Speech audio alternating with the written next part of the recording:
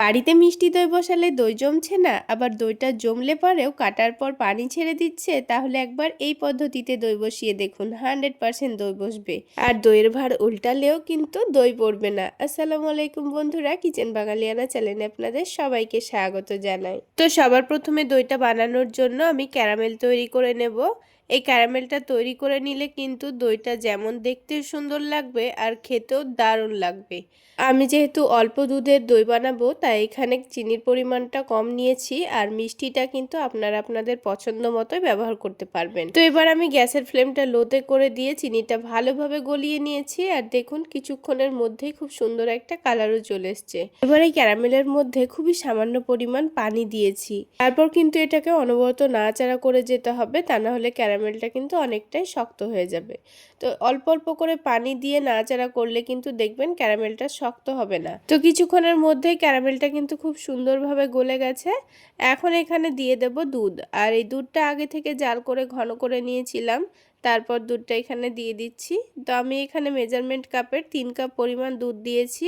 তারপর যখন দুধটা হালকা একটু গরম হয়ে যাবে, তখন এখানে দিয়ে দেব গুঁড়ো দুধ। তো আমি হাফ কাপের থেকে একটু কম গুঁড়ো দুধ নিয়েছি। তো দুধটা দেওয়ার পর কিন্তু অনবরত নাড়াচাড়া করে দুধটাকে ভালোভাবে মিশিয়ে নেব।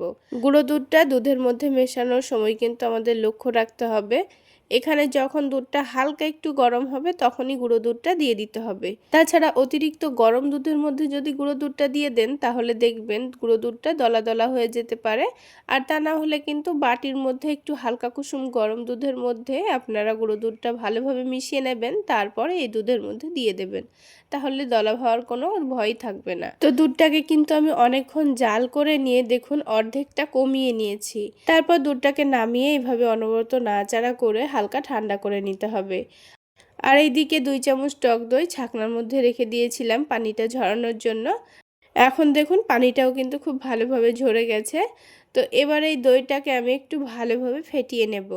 তো একটা হ্যান্ড উইক্স দিয়ে দইটাকে খুব ভালোভাবে ফেটিয়ে নিচ্ছি। আর দইটা বসানোর সময় কিন্তু এই টক দইটা কিন্তু ফ্রেশ নিতে হবে। অনেক দিনকার থেকে যাওয়া দই দিয়ে কিন্তু দইটা খুব একটা ভালো জমবে না, আবার জমে গেলেও কিন্তু দইয়ের মধ্যে থেকে পানি ছেড়ে দিবে। তো দেখুন দুধটা আমি কিছুক্ষণ এইভাবেই নাড়াচাড়া করে হালকা ঠান্ডা করে নিয়েছি। তারপর একটা আঙ্গুল দুধের মধ্যে রেখে চেক করে নিতে হবে যে আঙ্গুলটা সহ্য করা যাচ্ছে কিনা।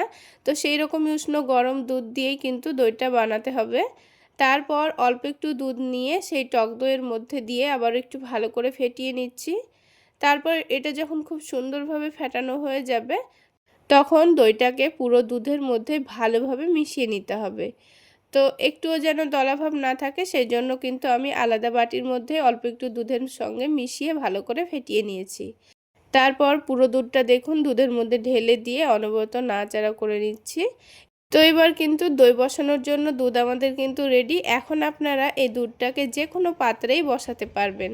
তো আমি এখানে ছোট ছোট দুটো কাপ নিয়ে নিয়েছি, আর এই কাপের মধ্যেই কিন্তু দইটা বসাবো।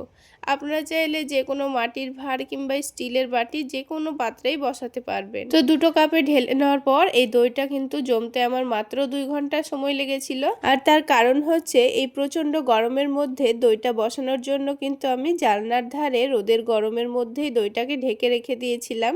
আর তার জন্যই কিন্তু খুব বেশি সময় লাগেনি। আর যেহেতু ছোট কাপের মধ্যে দিয়েছি, তাই এটা কিন্তু খুবই অল্প সময়ের মধ্যে দইটা জমে গেছে। তো 2 ঘন্টার মধ্যে দইটা জমে যাওয়ার পর আরও 1 ঘন্টা আমি ফ্রিজে রেখে দিয়েছিলাম। আর তারপর ঠান্ডা ঠান্ডায় আমি আপনাদের সঙ্গে শেয়ার করছি। দেখুন দইয়ের কাপটা উল্টালেও কিন্তু দইটা পড়ছে না। এবার আমি আপনাদের কেটেও দেখিয়ে দেব দইটা কত সুন্দর জমেছে, ভেতরে কিন্তু একটুও পানি ছাড়েনি। তাহলে বন্ধুরা, আজকের এই দই রেসিপি ভালো লাগলে চ্যানেলটি সাবস্ক্রাইব করে আমার পাশেই থাকবেন। তাহলে বন্ধুরা, আজকে এই পর্যন্তই। সকলে অনেক বেশি ভালো থাকবেন, সুস্থ থাকবেন।